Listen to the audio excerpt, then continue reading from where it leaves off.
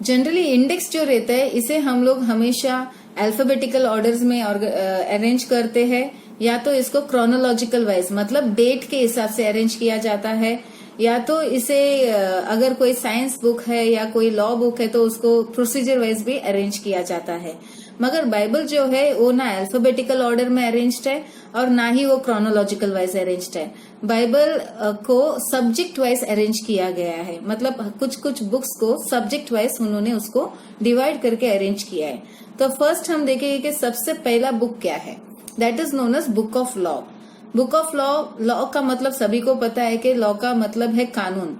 Book of law इसीलिए कहते हैं क्योंकि उत्पत्ति से लेके व्यवस्था विवरण तक पूरे काफी सारे लॉ दिए गए हैं, तो इसको बुक ऑफ लॉ कहते हैं। मतलब पहले 5 बुक जो है वो उत्पत्ति, निर्गमन, लेवीय व्यवस्था, गिनती और व्यवस्था विवरण, ये इसको बुक ऑफ लॉ कहा गया है। तो जेनेसिस में या उत्पत्ति जो से इंग्लिश में जेनेसिस कहते हैं, तो जेनेसिस में ज्यादातर क्रिएशंस के बारे में लिखा है कि गॉड ने अर्थ को कैसे क्रिएट किए थे और ह्यूमन बीइंग को कैसे क्रिएट किए थे, इसका डिटेल्स देता है।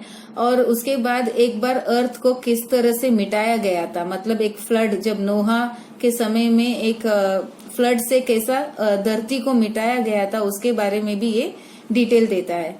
उसके बाद इसमें अब्राहम, आइजैक, जेकब, जोसेफ, इनके बारे में और इनके ऐतिहासिक कामों के बारे में भी इसमें लिखा गया है। तो ये उत्पत्ति के बारे में है, उत्पत्ति में ज्यादातर ये डिटेल्स आप पा सकते हैं।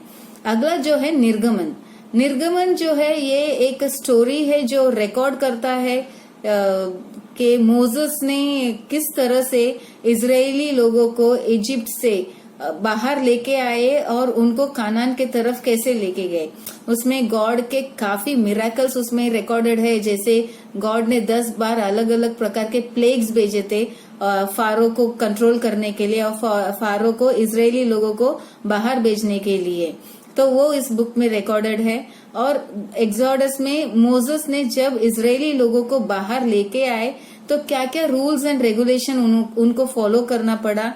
तो गॉड उनको इजरायली लोगों को कमांड करते थे कि इनको ये रूल्स फॉलो करने के लिए बोलो, इनको एक कानून फॉलो करने के लिए बोलो, ताकि मैं ब्लेस कर सकूं। तो इसके बारे में भी लिखा गया है। और इजरायली लोगों ने गॉड के खिलाफ क्या बात की है, मतलब जब मारा का पानी मिला तो उन्होंने कैसे बिहेव किए, जब उनको मन्ना मिला और क्वेल नहीं नॉनवेज नहीं मिला तो वो कैसे बिहेव किए, इसके भी बारे में उसमें रिकॉर्ड किया हुआ है। तो ये ज्यादातर एक्सोडस में लिखा गया है। एक्सोडस में कुछ टैबरनेकल्स के बारे में लिखा गया है और ऑल्टर के भी बारे में लिखा गया है। तीसरा जो पुस्तक है वो है लेवीय व्यवस्था, जो इंग्लिश में उसको लेविटिकस कहा जाता है। इसमें जो है गॉड को कैसा वर्शिप करना चाहिए, उनको ऑफरिंग कैसा देना चाहिए, उसके बारे में डिटेल्स रिकॉर्डेड है। मतलब जैसे कि ग्रेन ऑफरिंग हुआ या फेलोशिप ऑफरिंग हुआ, और जब कोई पाप करता है तो उसका क्षमा कैसा मांगना है, क्योंकि उस ज्यूइश के ट्रेडिशन में हर चीजों के लिए एक प्रोसीजर्स होता था।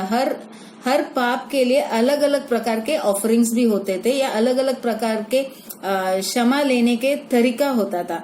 तो वो ज्यादातर आप लेवीय व्यवस्था में आप देख सकते हो और उसके बारे में इस बुक्स में रिकॉर्डेड है। अगला जो है गिनती। गिनती जो है ये एक प्रकार का गिनती, मतलब नंबर्स इसको इंग्लिश में कहा जाता है। नंबर्स मतलब क्या हुआ, जब एक्सोडस से लोग इजिप्ट से जब इजरायली बाहर आए थे, उस समय पे कुछ लोग जो थे वो क्योंकि कानान लैंड में पहुंचने के लिए उनको 40 साल लगे। तो इजिप्ट से जब इजरायली बाहर आए थे उस समय में कुछ लोग जो है उन्होंने भगवान के खिलाफ बात किए या गलत काम किए या सिन करने की वजह से उधर एक डिस्ट्रक्शन हुआ जिसमें काफी लोगों का देहांत हो गया था। और इस 40 साल में काफी लोगों ने नए बच्चों को जन्म दिए थे। तो ये बच्चे भी काफी बड़े होके वो भी 20, 30, 40 इयर्स के होने लग गए थे। तो पुराने लोग चले गए और नए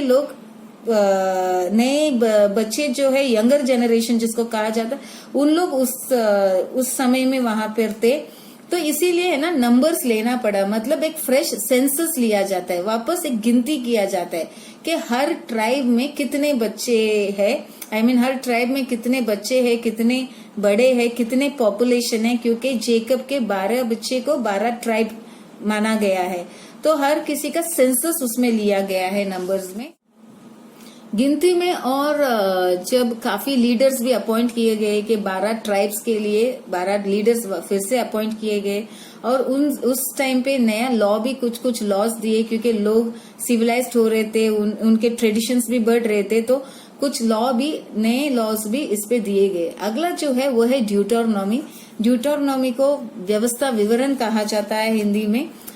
और ड्यूटोरनॉमी जो है ये एक प्रकार का रिपीटेशन हम कह सकते हैं, क्योंकि ड्यूटोरनॉमी में मोजेस का ओल्ड एज हो जाता है, मतलब जब तक मोजेस कानान लैंड पहुंचने के समय में उनका ओल्ड एज भी हो जाता है। तो इन अ मीनवाइल इजरायली से जो लोग आए वो एक्सपायर हो जाते हैं, तो वही लोग है जो गॉड का मिरेकल डायरेक्टली देखे थे, जो गॉड के प्रेजेंस डायरेक्टली उन्होंने फील किए हुए थे। और जो न्यू जनरेशन थे उनको कहा जाता था कि लिविंग गॉड ने ऐसे किया, लिविंग गॉड ने रेड सी को ओपन किए, या लिविंग गॉड ने इजरायली लोगों को फारो से बचाए। तो ये सब चीज है ना, न्यू जनरेशन सुन रहे थे मगर उन्होंने उसको देखे नहीं। तो ड्यूटोरनॉमी में एक प्रकार से मोसेस जो है वो वापस इस चीज को दोहराते हैं यंगर जनरेशन्स के लिए, और वो कहते हैं कि तुमको गॉड का जो कमांडमेंट है वो ओबे करके चलना पड़ेगा, तभी आप लोग को ये ब्लेसिंग्स मिलेगा करके।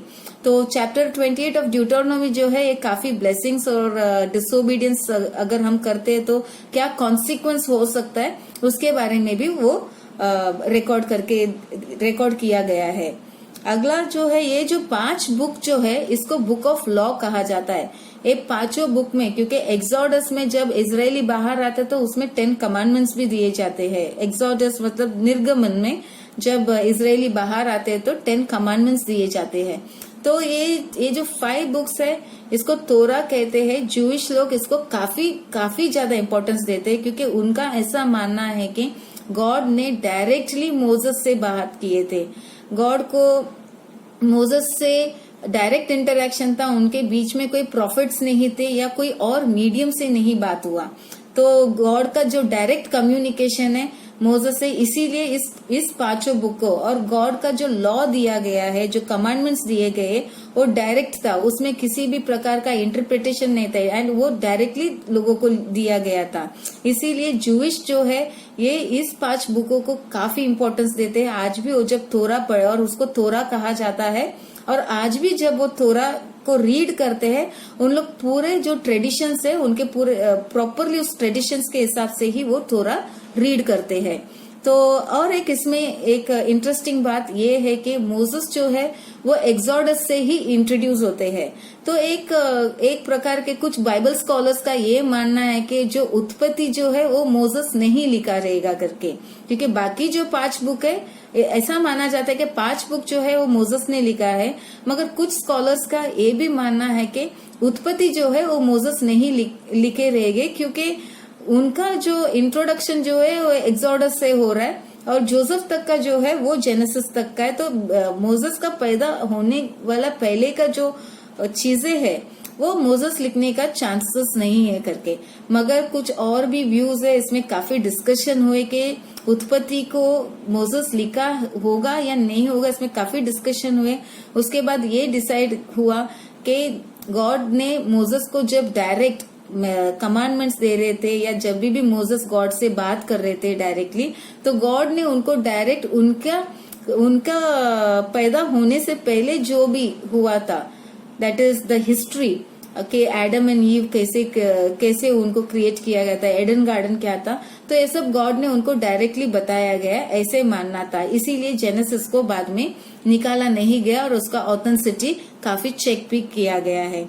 तो ये स्कॉलर व्यू को लेते हुए जेनेसिस बुक को बुक ऑफ लॉ में एज अ फर्स्ट बुक, क्योंकि वो क्रिएशंस के भी बारे में बात करता है, इसीलिए उसको एज अ फर्स्ट बुक उसको उत्पत्ति को रखा गया है। सो ये जो 5 बुक है ये है book of law. I hope कि ये आपको अभी बाय हार्ट हो गया रहेगा कि बुक ऑफ लॉ मतलब पहला 5 बुक है वो है उत्पत्ति, निर्गमन, लेवीय व्यवस्था, गिनती और व्यवस्था विवरण।